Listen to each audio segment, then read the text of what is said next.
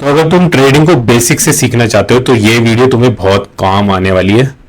इसमें मैं एग्जैक्ट तरीका बताऊंगा, स्टेप बाय स्टेप बताऊंगा, मल्टीपल वीडियोस में बताऊंगा कि कैसे एक चार्ट को आइडेंटिफाई करना है, स्पेशली स्विंग या इंट्राडे ट्रेडिंग करने के लिए। अब ये डेली का चार्ट है, तुम कोई भी चार्ट उठा सकते हो। हायर टाइम फ्रेम पे हमें क्या दिख रहा है कि यहाँ पे एक अप ट्रेंड है, बट हम तो इंट्राडे और स्विंग के ट्रेडर हैं, तो हम देखेंगे डेली टाइम फ्रेम। हमें उससे ऊपर या नीचे नहीं जाना, हमें डेली टाइम फ्रेम देखना है। 1 आवर भी देख सकते हो, पर मैं डेली टाइम फ्रेम पे काम करता हूं। अब सिंपली यहाँ पे क्या दिख रहा है कि हर लो बार बार ब्रेक हो रहा है। यहाँ पे लो ब्रेक हुआ, ये वाला लो भी ब्रेक हुआ, ये वाले इंटरनल लो भी ब्रेक हुआ। ये हायर टाइम फ्रेम का लो था, उसके अंदर हमने कई दिनों तक कंसोलिडेशन दी, तो एक और ब्रेक आया, तो 2 लो बने। अब इससे मतलब क्या हुआ? इससे मतलब ये हुआ कि हर लो जो ब्रेक हो रहा है ना, वो अब रेजिस्टेंस का काम करेगा। क्यों? क्योंकि एक बार सेलर ने कंट्रोल कर लिया उसको, तो सेलर यहाँ पे एक्टिव हो जाते हैं, क्योंकि ये एक वैल्यू एरिया है, क्योंकि यहाँ पहले भी मार्केट रुका था। तो क्योंकि यहाँ रुक के ऊपर गया था, तो जब ब्रेक करेगा तो यहाँ पे क्या हुआ, ये वैल्यू एरिया हो गया। तो वैल्यू एरिया के अराउंड मार्केट रुकता है। और हर सपोर्ट एंड रेजिस्टेंस को मार्क करने का तरीका यह है कि इसको रेंज की तरह मार्क करो, एक सिंगल डॉट की तरह या लाइन की तरह नहीं। तो हम यहाँ पे क्या दिख रहे हैं, यहाँ पे 3-4 जब कैंडल रुकी थी तो हम सारी कवर कर लेंगे। और क्योंकि लो सारे ब्रेक हो रहे हैं, तो हर हाई भी एक रेजिस्टेंस है, और हर प्रीवियस लो जो ब्रेक हो गया वो भी रेजिस्टेंस है, क्योंकि वो वैल्यू एरिया है। और ट्रेंड क्योंकि डाउन साइड पे है, तो ट्रेंड लाइन भी डाउन साइड पे ऐसे बनेगी। तुम इस स्टॉक को आइडेंटिफाई करते हो, इंडियन मार्केट का स्टॉक है, एफएनओ का स्टॉक है, इसको खुद आइडेंटिफाई करो कौन सा है, और दूसरे चार्ट भी देख सकते हो। अब यहाँ पे हमें क्या दिख रहा है कि जो लेटेस्ट लो था वो जब ब्रेक हुआ तो मार्केट उसके अंदर आ गया। तो जब भी मार्केट अंदर आ जाता है किसी रेंज के अंदर, तो उसके अंदर होनी चाहिए कंसोलिडेशन, अगर उसको दूसरी साइड जाना है या वापस नीचे की साइड जाना है। तो अगर मतलब क्या हुआ, अब यहाँ पे जब भी रेंज के अंदर वापस आ जाता है, तो यहाँ पे मार्केट हो जाता है इनडिसाइसिव। इसका मतलब कि अब बायर और सेलर सोच रहे हैं कि कंसोलिडेट करेंगे, फिर सोचेंगे कि कहां जाना है, ऊपर जाएंगे कि नीचे जाएंगे। यहाँ पे क्या हुआ, हम ऊपर गए।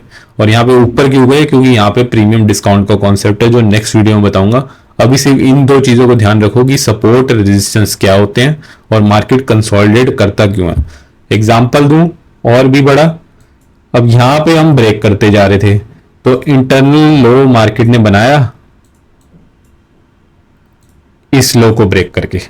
तो इस लो के जैसे ही अंदर आया तो वापस कई दिनों तक कंसोलिडेट करता रहा, क्योंकि 2 लो के बीच में हम हो गए अब कंफ्यूज। और कंफ्यूज होके कहां जाएंगे, ऊपर या नीचे, वो पता चलेगा जब ब्रेक करके वापस उसको कंफर्म कर देंगे।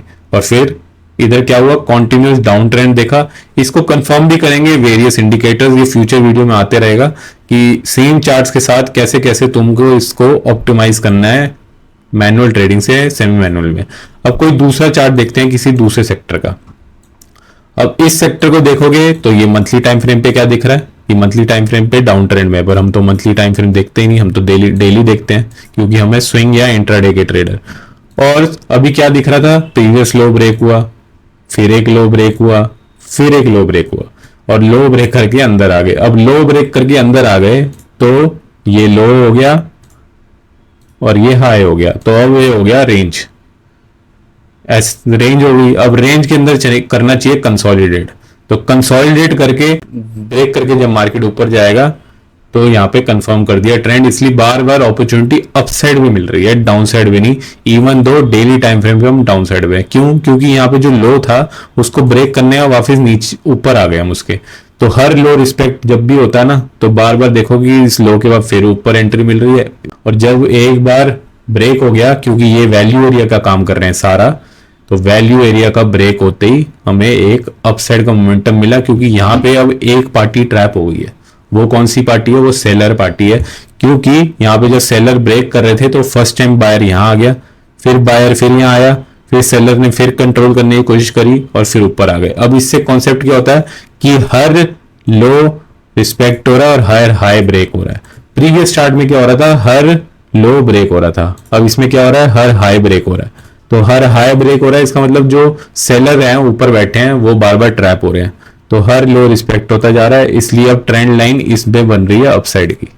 तो 3 डॉट, इसको ऐसे देखो, 1 डॉट 3 डॉट थर्ड पे आया, फिर रीटेस्ट करके ब्रेक कर गया। यहाँ पे ऑलरेडी एक रेजिस्टेंस था, रेजिस्टेंस हमेशा रेंज होती है, रेंज को रीटेस्ट करके हम अपसाइड का ट्रेड ले सकते थे। स्विंग में भी इंट्राडे में तुम्हारे रूल्स और भी ज्यादा ऑप्टिमाइज हो जाएंगे, मैं फ्यूचर वीडियो में बताऊंगा एक इंट्राडे सेटअप के साथ। अब और सेक्टर देखते हैं, लास्ट ट्रेड है इस, ये तीनों स्टॉक एफएनओ के हैं, तुम खुद आइडेंटिफाई करो कौन से स्टॉक हैं ये। बट हायर टाइम फ्रेम क्या दिख रहा है हमें कि मार्केट ऊपर जा रही है। अगर हायर टाइम फ्रेम को भी तुम्हें मार्क करना है तो ये ट्रेंड लाइन को हम देखते हुए ऊपर जा रहे हैं।